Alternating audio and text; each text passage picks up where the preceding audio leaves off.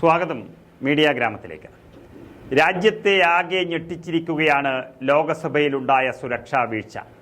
പുറത്തുനിന്നുള്ള 4 പേരാണ് പാർലമെന്റ് വളപ്പിൽ അനധികൃതമായി കയറിയത്.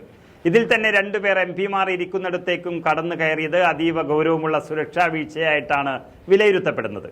ഇവിടെ എടുത്തു കാണേണ്ടത് ഗുരുതരമായ വീഴ്ചയുണ്ടായിട്ടും എന്തുകൊണ്ട് BJP നേതാക്കൾ വായ് തുറക്കുന്നില്ല എന്ന ചോദ്യമാണ് ബാക്കിയാകുന്നത്.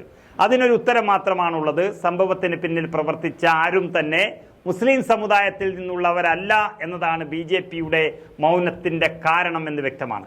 സമാനമായ അഭിപ്രായമാണ് CPI സംസ്ഥാന ആക്ടിംഗ് സെക്രട്ടറിയായ ബിനോയ് വിശ്വം പങ്കുവെക്കുന്നത്.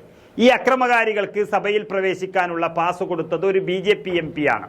അത് മറിച്ച് പ്രതിപക്ഷത്തിൽ നിന്നുള്ള ഒരു MP ആയിരുന്നുവെങ്കിൽ എന്തായിരിക്കും ഇവിടെ സംഭവിക്കുക എന്നതാണ് ബിനോയ് വിശ്വം ചോദിക്കുന്നത്. മുസ്ലിം സമുദായത്തിൽ നിന്നുള്ളവർ പ്രതിപക്ഷ MP-യുടെ പാസുമായി സുരക്ഷാ മേഖലകൾ കടന്നെത്തിയിട്ടുണ്ടെങ്കിൽ BJP ഈ രാജ്യം ഇപ്പോൾ കത്തിക്കുമായിരുന്നു.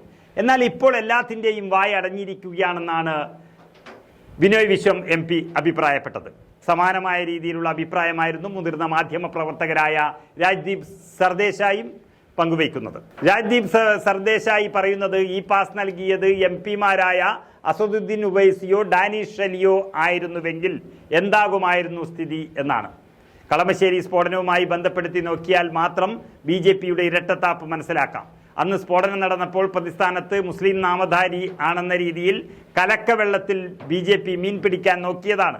എന്നാൽ പ്രതി യഹോവ സാക്ഷികളിൽ നിന്നുള്ള മാർട്ടിനാണെന്ന് കണ്ടതോടെ BJPയുടെ രോഷം കെട്ടുപോകുന്നതും നമ്മൾ കണ്ടതാണ്.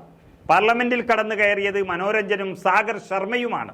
മൈസൂരു കുടക് മണ്ഡലത്തിൽ നിന്നുള്ള BJP MP പ്രതാപ് സിംഹയിൽ നിന്നും പാസ് സംഘടിപ്പിച്ചുകൊണ്ടാണ് മനോരഞ്ജനും സാഗറും പാർലമെന്റിനുള്ളിൽ കടന്നത്. മനോരഞ്ജൻ മൈസൂർ മണ്ഡലത്തിലെ വോട്ടർ കൂടിയാണ്. BJP വർഗീയമായി മാറ്റുമായിരുന്ന ഒരു ദാരുണ സംഭവം മതാടിസ്ഥാനത്തിൽ മാത്രമാണ് ഒഴിഞ്ഞു പോയതെന്നും നമുക്ക് ചുരുക്കി പറയാം.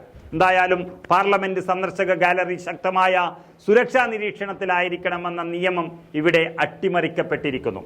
കൊട്ടിഘോഷിച്ച് തുറന്ന പുതിയ പാർലമെന്റ് മന്ദിരത്തിലാണ് ഈ സുരക്ഷാ വീഴ്ച നടന്നിരിക്കുന്നത്.